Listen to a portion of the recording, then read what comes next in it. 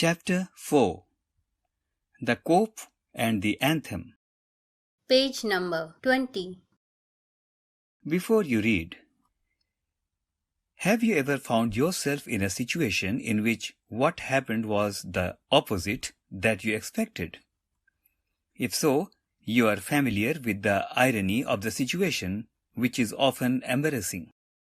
The story that you are going to read has a number of such situations. Something to ponder. Soapy is a homeless, jobless man. 2. Winter is fast approaching and Soapy must have a place to stay. 3. Soapy comes to a decision at last. Now the text. Soapy moved restlessly on his seat in the Madison Square. There are certain signs to show that winter is coming. Birds begin to fly south. People want new warm coats. And Soapy moves restlessly on his seat in the park. When you see these signs, you know that winter is near. A dead leaf fell at Soapy's feet. That was a special sign for him that winter was coming. It was time for all who lived in Madison Square to prepare. Soapy's mind now realized that fact. The time had come. He had to find some way to take care of himself during the cold weather, and therefore he moved restlessly on his seat. Page number 21. Soapy's hopes for the winter were not very high. He was not thinking of sailing away on a ship. He was not thinking of southern skies or the Bay of Naples. 3 months in the prison of Blackwell's Island was what he wanted. 3 months of food every day and a bed every night. 3 months safe from the cold north wind and safe from cops. This is what Soapy wanted most in the world. For years, Blackwell's Island had been his winter home. Richer New Yorkers made their plans to go to Florida or to the shore of the Mediterranean Sea each winter. Soapy made his small plans for going to the island. And now the time had come. 3 big newspapers, some under his coat and some over his legs, had not kept him warm during the night in the park. So Soapy was thinking of the island. There were places in the city where he could go and ask for food and a bed. These would be given to him. He could move from one building to another and would be taken care of through the winter. Some words here. Southern skies means warmer places. Blackwell's Island, name of a prison. If Soapy went to prison, the government would look after his food and stay. Cop means policeman. It's American English. Page number 22. But he liked Blackwell's Island better. Soapy's spirit was proud. If he went to any of these places, there were certain things he had to do, in one way or another. He would have to pay for what they gave him. They would not ask him for money, but they would make him wash his whole body. They would make him answer questions. They would want to know everything about his life. No, prison was better than that. The prison had rules that he would have to follow, but in prison, a gentleman's own life was still his own life. Soapy, having decided to go to the island, at once began to move towards his desire. Some points to ponder. 1. Soapy does his best to be in the wrong side of the law. 2. He tries 3 tricks, all in vain. 3. The fear that no cop will ever catch him make him sick at heart. Now the text. There were many easy ways of doing this. The most pleasant way was to go and have a good dinner at some fine restaurant. Then he would say that he had no money to pay. And then a cop would be called. It would all be done very quietly. The cop would arrest him. He would taken to a judge. The judge would do the rest. Soapy left his seat and walked slowly out of the Madison Square to the place where the great street called Broadway and Fifth Avenue meet.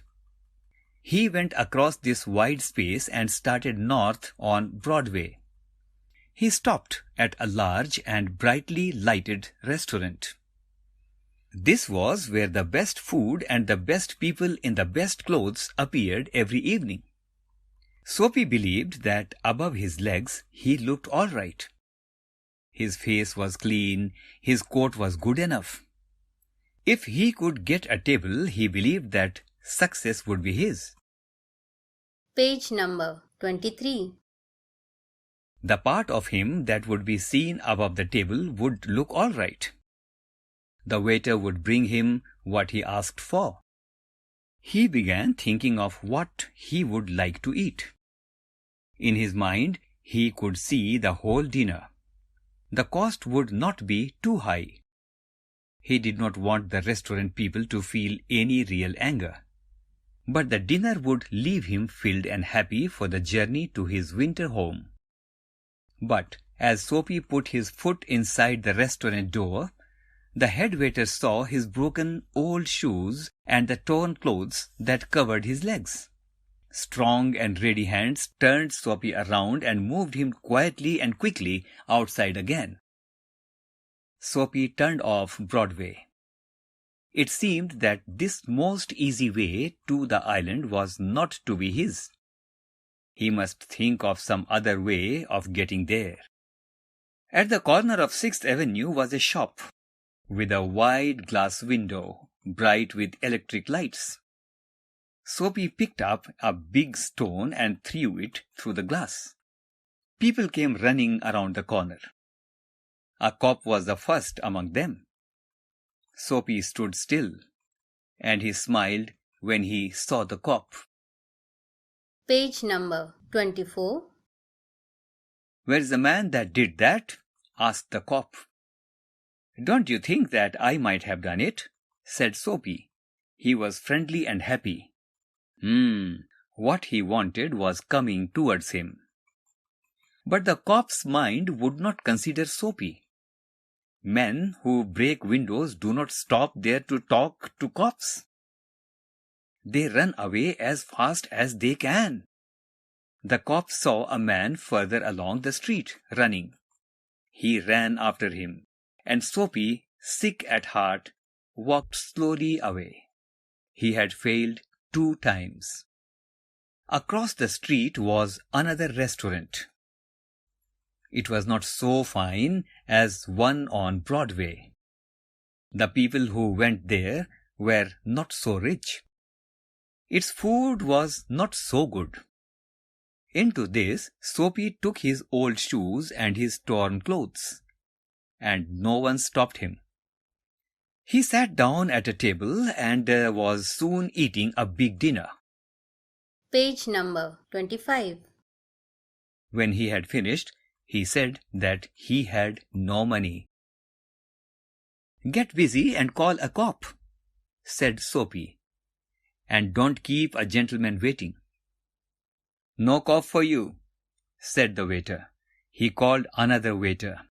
The 2 waiters threw Soapy upon his left ear on the hard street outside.